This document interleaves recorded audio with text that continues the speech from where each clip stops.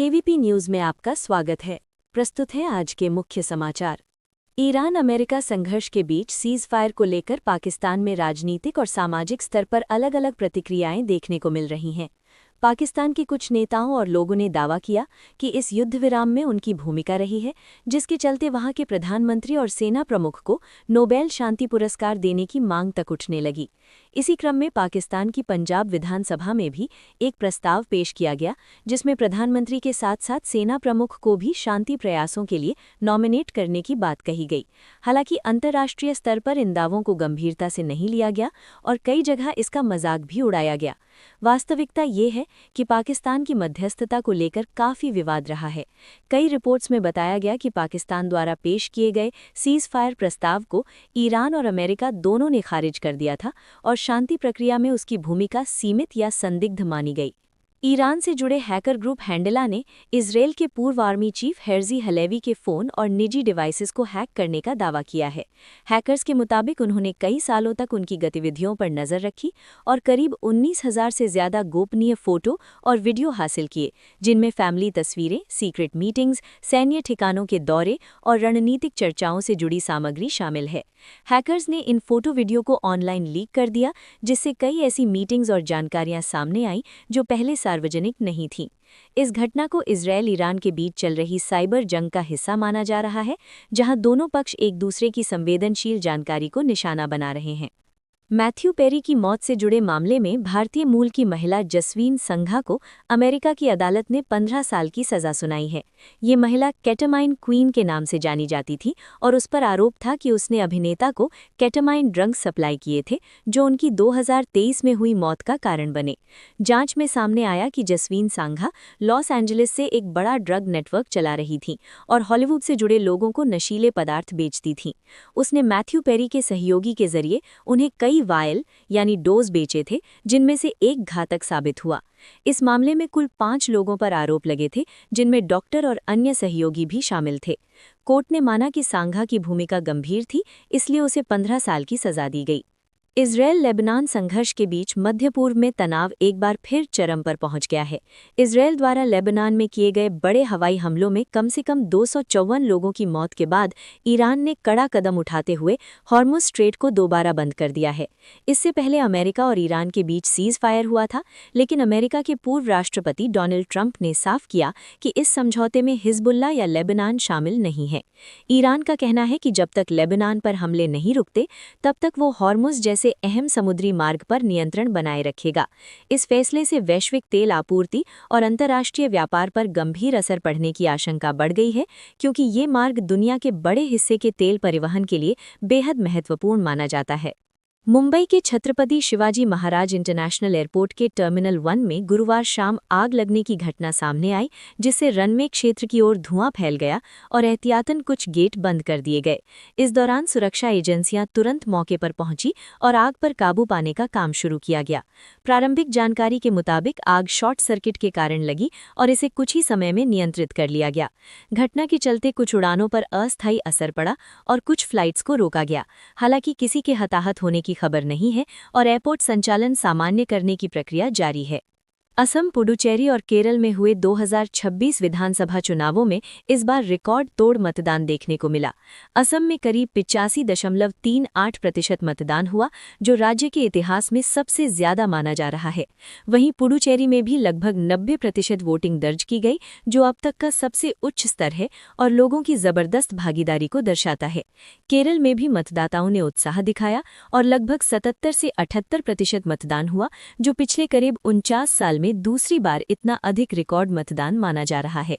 इन आंकड़ों से साफ है कि इस बार तीनों राज्यों में लोकतंत्र के प्रति लोगों का भरोसा और भागीदारी काफी मजबूत रही। खासकर ग्रामीण क्षेत्रों में भी बड़ी संख्या में वोटिंग हुई। चुनाव के नतीजे 4 मई को घोषित किए जाएंगे। सुप्रीम कोर्ट ने मंदिरों में प्रवेश को लेकर अहम टिप्पणी करते हुए कहा कि अगर किसी भी आधार पर संप्रदाय, वर्ग आदि पर लोगों को रोका जाता है, तो इससे समाज में विभाजन बढ़ेगा और हिंदू धर्म पर भी नकारात्मक असर पड़ेगा। कोर्ट ने साफ कहा कि हर व्यक्ति को मंदिरों और मठों में जाने का अधिकार होना चाहिए, क्योंकि किसी एक वर्ग तक सीमित करने की सोच समाज को बांटने वाली है। ये टिप्पणी सबरीमाला मंदिर से जुड़े मामले की सुनवाई के दौरान आई, जहां परंपराओं और कानूनी अधिकारों के बीच बहस चल रही है। वहीं केंद्र सरकार ने अदालत में कहा कि धार्मिक मामलों में अदालतों का ज्यादा दखल ठीक नहीं है और परंपराओं का सम्मान किया जाना चाहिए। पश्चिम बंगाल की राजनीति में हुमायूं कबीर को लेकर एक नया विवाद सामने आया है, जिसमें एक वायरल वीडियो के आधार पर बड़ा दावा किया जा रहा है। इस वीडियो को लेकर तृणमूल कांग्रेस यानी टीएमसी ने आरोप लगाया है कि हुमायूं कबीर ने भारतीय जनता पार्टी से करीब 1000 करोड़ रुपए की डील की थी और इसके बदले राजनीतिक फायदे, यहां तक कि डिप्टी सीएम बनने की बात कही थी। वीडियो में कथित तौर पर पीएमओ और कई बड़े नेताओं का भी जिक्र बताया जा रहा है, जिससे मामला और गंभीर हो गया है। टीएमसी का कहना है कि ये पूरी साजिश पश्चिम बंगाल में चुनाव से पहले मुस्लिम वोटों को प्रभावित करने और समाज को बांटने के लिए रची गई थी, जबकि पार्टी ने ये भी सवाल उठाया कि इस मामले में जांच एजेंसी ईडी चुप क्यों है। वहीं दूसरी तरफ हुमायूं कबीर ने इन आरोपों को खारिज करते हुए वीडियो को फर्जी, एडिटेड या एआई से बनाया हुआ बताया है और इसे उनकी छवि खराब करने की साजिश बताया है। अभी तक इस वायरल वीडियो की स्वतंत्र रूप से पुष्टि नहीं हो पाई है, जिसके कारण ये मामला आरोप प्रत्यारोप तक ही सीमित है और राजनीतिक विवाद लगातार बढ़ता जा रहा है। तमिलनाडु के चर्चित साथनकुलम कस्टोडियल डेथ केस में एक अहम मोड़ तब आया जब हेड कांस्टेबल रेवती ने अपने ही विभाग के खिलाफ सच बोलने का साहस किया। उनकी गवाही इस केस का टर्निंग पॉइंट साबित हुई, क्योंकि उन्होंने मजिस्ट्रेट के सामने पूरी घटना का खुलासा किया, जबकि उन्हें अपनी नौकरी और परिवार की सुरक्षा का खतरा था। ये मामला 2020 में एक पिता और बेटे की पुलिस हिरासत में मौत से जुड़ा था, जिसे देश भर में पुलिस अत्याचार का बड़ा उदाहरण माना गया था। अदालत ने पाया कि दोनों को हिरासत में बुरी तरह प्रताड़ित किया गया था, जिसके चलते उनकी मौत हुई। लगभग 6 साल बाद मदुरई की अदालत ने इस मामले में 9 पुलिसकर्मियों को दोषी मानते हुए फांसी की सजा सुनाई, ताकि कानून के दुरुपयोग पर कड़ा संदेश दिया जा सके। इस फैसले को न्याय व्यवस्था की बड़ी जीत माना जा रहा है।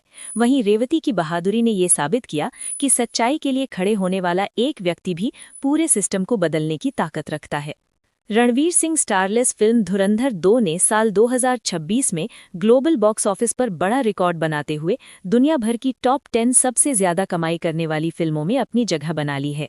फिल्म का वर्ल्ड वाइड कलेक्शन लगभग 1656 करोड़ रुपए यानी करीब $178 मिलियन पहुंच चुका है, जो इसे इस साल की 10वीं सबसे बड़ी फिल्म बनाता है। इस फिल्म ने सिर्फ भारत में ही नहीं बल्कि इंटरनेशनल मार्केट में भी शानदार प्रदर्शन किया है। खास बात यह है कि बिना चीन में रिलीज हुए भी फिल्म ने विदेशों में 400 करोड़ रुपए से ज्यादा की कमाई की है, जो अपने आप में बड़ी उपलब्धि है। धुरंधर 2 ने हॉलीवुड की कई फिल्मों को पीछे छोड़ दिया है। रिपोर्ट्स के मुताबिक इसने क्रिस हेम्सवर्थ की फिल्म क्राइम 101 और जेंडेया की फिल्म द ड्रामा जैसी फिल्मों से ज्यादा कमाई की है। दिल्ली देहरादून एक्सप्रेसवे के उद्घाटन के अवसर पर प्रधानमंत्री नरेंद्र मोदी 14 अप्रैल को उत्तराखंड दौरे पर रहेंगे, जहां वे एक्सप्रेसवे का उद्घाटन करने के बाद देहरादून स्थित प्रसिद्ध डाट काली मंदिर में लगभग 15 मिनट की विशेष पूजा अर्चना करेंगे। इस दौरान मंदिर को भव्य रूप से सजाया जाएगा, जिसमें उत्तर प्रदेश और पश्चिम बंगाल से लाए गए करीब 100 किलो फूलों का उपयोग किया जाएगा। पीएम का ये दौरा केवल विकास परियोजना तक सीमित नहीं रहेगा, बल्कि धार्मिक आस्था और सांस्कृतिक जुड़ाव का भी प्रतीक होगा, क्योंकि वे सड़क मार्ग से यात्रा करते हुए मंदिर में दर्शन करेंगे और फिर आगे जनसभा को संबोधित करेंगे। अमिताभ बच्चन ने हाल ही में अपनी जिंदगी को लेकर गहरा चिंतन करते हुए कहा कि इंसान खाली हाथ आता है और खाली हाथ ही चला जाता है। अपने ब्लॉग में उन्होंने जीवन के क्यों और कैसे जैसे सवालों पर विचार करते हुए बताया कि इंसान लगातार जवाब तलाशता रहता है, लेकिन अधिकतर सवालों के स्पष्ट उत्तर नहीं मिलते। उन्होंने ये भी कहा कि जीवन में एकमात्र निश्चित सत्य यही है कि शुरुआत और अंत दोनों एक जैसे होते हैं, जबकि बाकी सब खोज और अनुभव का हिस्सा है। बिग बी के मुताबिक सच की तलाश कभी पूरी तरह खत्म नहीं होती और यही निरंतर सोचने समझने की प्रक्रिया ही जीवन का असली सार है। एशियन बॉक्सिंग चैंपियनशिप 2026 में भारतीय महिला टीम ने शानदार प्रदर्शन करते हुए इतिहास रच दिया। टीम ने कुल 10 पदक अपने नाम किए, जिनमें 4 गोल्ड और 2 सिल्वर शामिल हैं, और इसी दमदार प्रदर्शन के साथ भारत महिला वर्ग की पदक तालिका में शीर्ष पर रहा। भारतीय महिला बॉक्सरों की इस सफलता ने अंतर्राष्ट्रीय स्तर पर उनकी बढ़ती ताकत और दबदबे को फिर साबित किया। वहीं स्टार बॉक्सर निखत जरीन और लोवलेना बोरगोहेन को इस बार ब्रॉन्ज मेडल से संतोष करना पड़ा, लेकिन टीम की समग्र उपलब्धि बेहद ऐतिहासिक रही। इस प्रदर्शन से ये साफ हो गया है कि भारतीय महिला बॉक्सिंग अब एशिया में ही नहीं बल्कि दुनिया में भी तेजी से अपनी पहचान बना रही है। पूरे भारत में मौसम क्षेत्रीय विविधताओं के साथ रहेगा, जहां उत्तर और मध्य भारत के अधिकांश हिस्सों जैसे दिल्ली, राजस्थान, उत्तर प्रदेश, मध्य प्रदेश में धूप भरा शुष्क मौसम तथा तापमान में 3 से 5 डिग्री सेल्सियस वृद्धि दर्ज होगी, जबकि पश्चिमी विक्षोभ के कारण जम्मू कश्मीर, हिमाचल प्रदेश और उत्तराखंड में हल्की वर्षा या बर्फबारी संभव है। पूर्वोत्तर राज्यों असम, मेघालय, अरुणाचल प्रदेश में हल्की से मध्यम वर्षा के साथ गरज चमक तथा तूफान जारी रहेंगे। वहीं अरुणाचल प्रदेश और असम, मेघालय में भारी वर्षा की चेतावनी जारी की गई है और पूर्वी भारत के बिहार, झारखंड, उड़ीसा में भी कहीं-कहीं बारिश के आसार हैं। दक्षिण भारत में केरल, कोंकण, गोवा, कर्नाटक के तटीय क्षेत्रों में हल्की वर्षा तथा आंशिक बादल छाए रह सकते हैं, लेकिन महाराष्ट्र, गुजरात, तेलंगाना जैसे क्षेत्रों में गर्मी बढ़ेगी तथा शुष्क मौसम प्रबल रहेगा। वहीं पश्चिम बंगाल के तटीय भागों में तेज हवाएं चलने की संभावना है। इसी के साथ केवीपी न्यूज से आज के समाचार समाप्त हुए। नमस्कार।